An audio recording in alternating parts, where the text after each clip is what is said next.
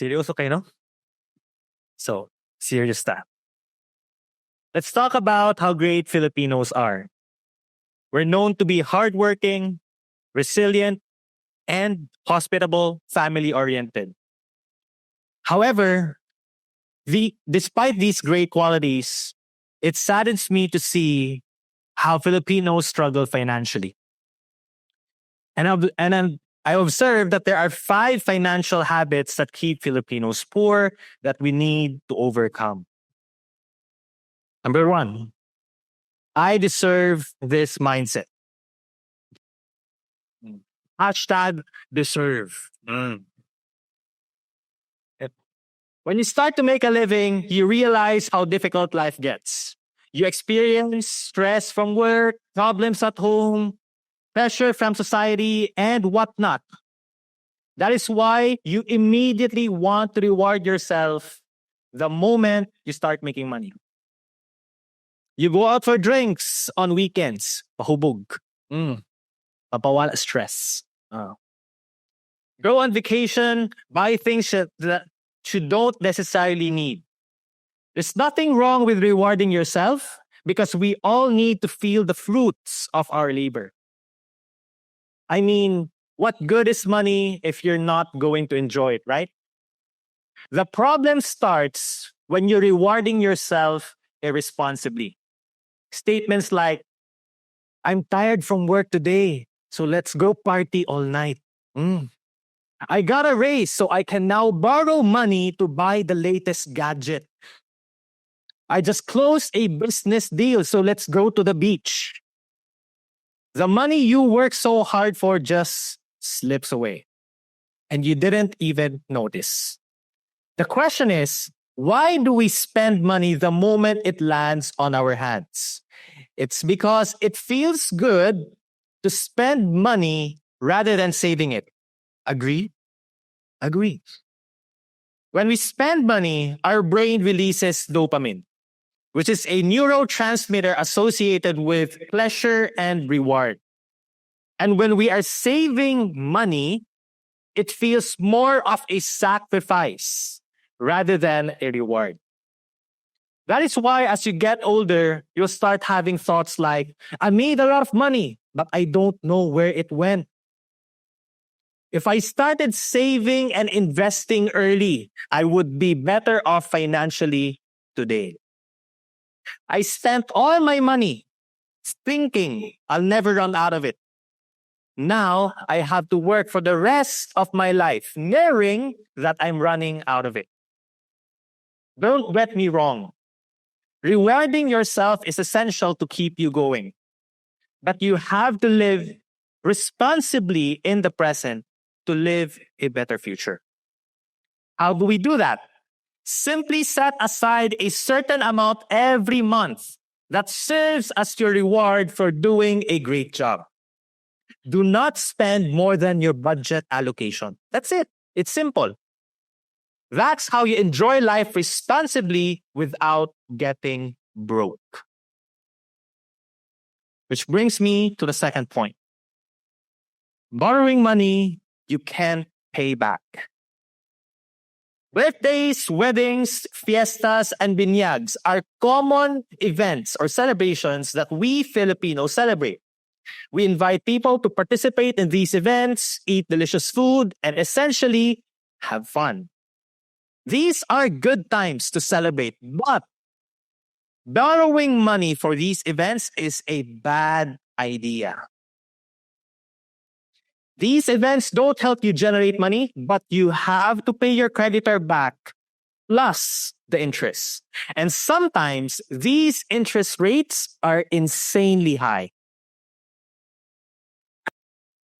Question is, why do people borrow money even though they know that they can't pay it back? It's because they value the opinions of others more than themselves. They don't want to look bad, so they would rather share that they're doing great by celebrating these great things, even though they know that they can't pay it back. There's a happy hormone inside of all of us called serotonin, which is responsible for the feeling of self-confidence and self-esteem. And when people see that you have great things, expensive things, you have a nice car, live in a great house, go on vacations, buy everything that you want, hosted big celebrations, the immediate perception of people about you is you're doing great in life. Then everyone around you will say great things about you, like you always have the latest gadgets, you must be rich. You spent 100,000 for your child's birthday. You're a great parent. Besides, people don't have access to your finances. So they won't know what's really happening in reality. But in fact, you're struggling financially. In the beginning, you may think that you can get away with it. You work here to pay it there. You borrow money here, pay it there. Then you realize that you're running in circles because other people's opinion about you is more important than your happiness. You can simply avoid this by living within your means and not giving so much value of what other people think about you. Remember, guys, your real happiness is more important than perceived happiness. Know that your actions affect those around you, especially your family. And speaking of family, I notice that some, not all, treat their family members as money-making machines. This is the third point. Anak, lahat ng kinikita mo, dapat ibigay mo sa amin. Oh, graduate ka na. Ikaw na ang magpaaral sa lahat ng kapatid mo. Since natapos na kayo lahat sa school, kayo na ang bahala sa lahat ng gastusin dito sa bahay. Wow. I've heard these statements a lot of times in Filipino movies or TV series, and I thought that the script writers just put it there for entertainment purposes only. Unfortunately, these situations happen in real life. We all need to understand that children didn't choose to be born. You and your spouse decided to bring a life into this world. Therefore, it is your responsibility as parents to take care of them, and that does not stop when they finish school. Your children have their own lives to live. They have their own dreams. They have their own set of principles. So teach them to be independent and respectful at the same time. And to all the children who rely on their parents for everything, how will you survive when they're no longer alive? Think about that. Every family member should contribute in their own way. If one family member is unable to contribute due to illness or disability, then it makes sense for us to help them. What's not okay is when a family member is able to contribute but chooses not to because they rely on others for provision. Let's be an inspiration to one another and not be a stressor.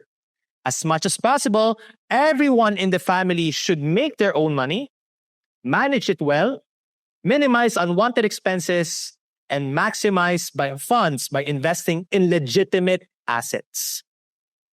And when I say investing, I'm not pertaining to getting involved with get-rich-quick schemes. For risk takers only. 400% return in 1 month. Little risk, guaranteed returns.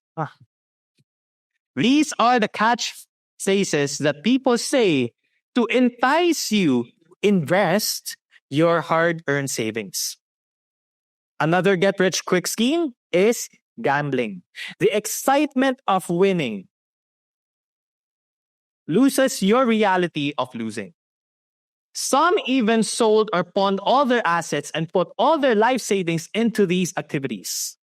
By the time they find out that they're digging themselves into a hole, it's already too late. They're drowning in bad debts, destroyed relationships, and can't sleep well at night. But why do people engage in these get rich quick schemes? It's because of greed. All of us are greedy at some point, and it comes in different levels. Greed 1, greed 2, greed 3. They want to get rich quick with little to no effort. They can imagine all the things that money can buy. However, they lose sight of what's reality. And because of these bad experiences, they now think that all investments are a scam. This is the effect of negative experience combined with no education, which leads us to the last point. Not getting financially educated. We all know the importance of making money because our parents and teachers told us, anak, mag-aral ka na mabuti para pagkatapos mo mag-aral, makahanap ka ng magandang trabaho. Everyone knows the line. So our entrepreneurial parents, they may say, anak, mag-aral ka na mabuti para makapagtayo ka ng sarili mong negosyo. When we started earning money, it feels good. However, we had no idea, we had no clue how to budget, save, and invest. Making and spending money is all we know, and we thought that this is the only way to live life. It may not be our fault for not getting financial education. However, we have to learn financial education. Case in point, most of us didn't know how to write, swim, and drive. What did you do? You learned how to write, swim, and drive. Everything can be learned. The only question is, do you want to? To sum it up, here are the 5 financial habits that keep Filipinos poor. I deserve this mindset, borrowing money you can't afford to pay back, treating family members as money-making machines, getting involved with get-rich-quick schemes, and not getting financial education. Now that we're aware of these, I encourage you to take control of your finances. Treat money as a tool, not as a master. And in order for us to be an effective master, we need to be equipped with financial knowledge. It is now better than ever to learn about money and finances, as there are a lot of free resources up for grabs. And remember, guys, that if you want to win in life, especially about finances, you need to know your edge, and we need to learn. And when you learn, you start to earn.